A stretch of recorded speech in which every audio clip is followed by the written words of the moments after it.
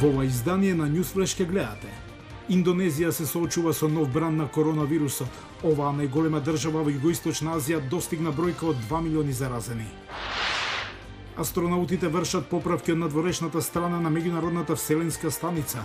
Најновите вести поврзани со вселената во ова издание на Newsflash. Руско-естонскиот филм Минск го обработува владиното задушување на протестите во Белорусија од август 2020 година. Одличен филм кој сите 90 минути се снимени во еден кадар. Останете со нас и ќе дознаете повеќе. Поздрав од Вашингтон. Јас сум Јованчо Наумовски, а ова е Newsflash на Гласот на Америка на македонски јазик. Индонезија се соочува со нов бранд на коронавирусот. Оваа најголема држава во Југоисточна Азија достигна бројка од 2 милиони заразени. Болничките кревети брзо се пополнија во главниот индонезиски град. Џакарта е еден од трите градови во државата што регистрира пораст на бројот на заразени со COVID-19 по муслиманскиот празник Бајрам во средината на мај. Причината за тоа веројатно е ширењето на делта сојот на коронавирусот, кој првпат беше детектиран во Индија. Потврдено е дека во некои делови како областа Кудус и центарот на Џакарта доминира делта сојот, исто познат и како индиски.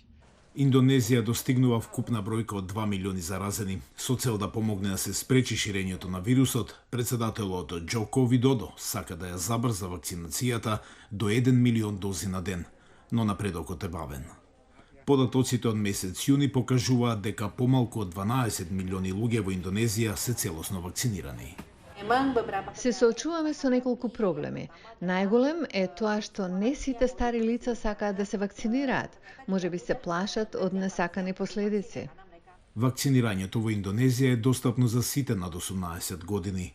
Целта е 7,5 милиони граѓани во Џакарта да бидат вакцинирани до крајот на август, што велат надележните е доволно да се постигне колективен имунитет во главниот град. Ројтерс објави дека 2 студии во Индонезија укажуваат оти бројот на заразени во Индонезија би можел да биде многу повисоко од официјално пријавениот. Причината за тоа може би е недостигот на тестови, што води до тоа многу случаи да не бидат регистрирани, вели епидемиологот кој учествувал во истражувањата. Ако имате помалку тестови, ќе имате и помалку заразени. Нашето тестирање е недоволно во детектирање на трансмисијата. Во меѓувреме, здравствените експерти ги повикуваат луѓето да се вакцинираат и бараат владата да ги забрза програмите за тестирање и следење контакти, како и евентуално да се воведат построги рестрикции за движење на граѓаните. Астронаутите вршат поправки од надворешната страна на меѓународната вселенска станица. Време е за најновите вести од вселената. Минатата недела северната хемисфера го имаше најдолгиот ден од годината. Летната долгоденица е феномен кој се случува поради оддалеченоста на Земјата од Сонцето, но и поради аголот под кој орбитира. Алекс Јанко од НАСА вели дека научниците со нетрпение го очекуваат ова секоја година. Во зависност од бреновата должина на светлината може да видиме различни карактеристики на Сонцето. Гледаме големи структури во соларна атмосфера. Можеме да видиме големи експлозии, нешто што ги нарекуваме соларни пламени или исфрлување на соларната маса. Токму затоа сакаме да го наблюдуваме под различни бранови должини, зашто добиваме покомплетна слика за она што се случува со Сонцето. Јан вели дека проучувањето на Сонцето им помага на научниците да откријат повеќе за соларните феномени кои може да влијаат и на нашите животи. Соларните пламени може да ги нарушат комуникацијските системи на Земјата и да бидат сериозна опасност за астронаутите во Вселената. НАСА во моментот има 2 летала кои се наоѓаат близу Сонцето. Од давнина долгоденицата е феномен кој го наблюдувале британските пагани и друиди. Од другите вести, дали некогаш имате чувство дека некој ве гледа? Земјата има испратено многу мисии во Вселената и насочено многу телескопи кон небото. Но научниците велат дека има големи шанси дека и телескопи од други планети се насочени кон нас. Лиса Калтенгер од Универзитетот Корнел вели дека не може многу да направиме за да ја зачуваме приватност. Криењето не е опција, се додека имате кислород во атмосферата. Без оглед на тоа дали ќе испратите сигнал или не, тие јасно би знаеле дека има живот на планетава доколку ја имаат истата технологија како и нашата. Но доколку сте загрижени дека некој би дошол и би ве изел, треба да се грижите за технолошки напредна цивилизација цивилизација која би била над тоа. Астрономите неодамна откријат звезди во нашата галаксија, откаде доколку некој гледа кон Земјата би ја пронашол. За да го потврдат това, научниците ја прилагодија технологијата за наблюдување над звезди за наблюдување на нашата планета. Тие пресметаа дека повеќе од 1700 звезди од нашето соседство, каде веројатно има стотици планети налик на Земјата, имаат непречен поглед кон нас. Покојниот Стивен Хокинг предупреди дека при контактот со водземјани тие би можеле да не повредат, но Карл Тенгер вели дека не е загрижена. Искрено, кога гледам во небото, ми делува пријателски, како некој да ве поздравува. Се уште не знаеме. Great work. Tama and Shane, you guys go be amazing. We'll see you in a few hours. Remember, you are butterflies with biceps today. Мисија надвор од меѓународната вселенска станица за астронаутот на НАСА Шейн Кимбург и на Европската вселенска агенција Томас Пескет. Тие инсталираа соларни панели минатата недела. Над градбата се очекува дека ќе го подобри снабдувањето со струја за станицата пред очекуваните посети на туристи кои ќе платат за тоа, како и на филмски екипаж. Во руско-естонскиот филм Минск станува збор за владиното задушување на протестите во Белорусија. Одличен филм кој сите 90 минути се снимени во еден кадар. Минск, Белорусија. Вечерта на 9 август 2020-та.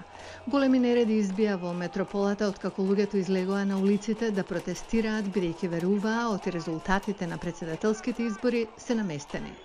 Она што се случи потоа поремети многу животи и е фокус на новиот филм од рускиот режисер Борис Гуц. Ја наблюдал. Следев што се случува преку Телеграм. Од една страна бев трогнат, а од друга преплашен, но веднаш сватив дека она што луѓето го снима е совршено за да се документираат овие настани и да се раскаже приказната за миролюбиви луѓе чии животи беа свртени наопаку.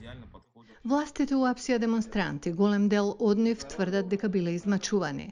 На Гуц му биле потребни 6 недели за да го напише сценариото, но снимањето било одложено поради финансиски проблеми.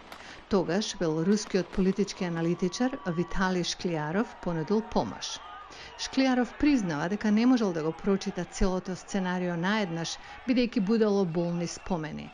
Летото 2020-та минал 3 месеци во притвор во Белорусија откако бил уапсен пред изборите како припадник на опозицијата. Американски и европски дипломати на крајот издействуваа негово ослободување. Это моје спасибо. Филмот е начин на кој се заблагодарувам на сите кои ми помогнаа. Се молам дека ќе продолжат да им помагаат и на други, како што и јас ќе правам. Шкляров детално му опишал на Гуц што се случува зад затворените врати на белоруските притвори и каков е третманот на политичките притвореници. Гуц, кој живее во Москва, вели дека не се двоумел да го направи филмот. За време на случувањето од август 2020 во Минск и во други градови во Белорусија не се двоумев. Жалам ако звучам снобовски, но не можев да молчам. Не можев да не направам филм.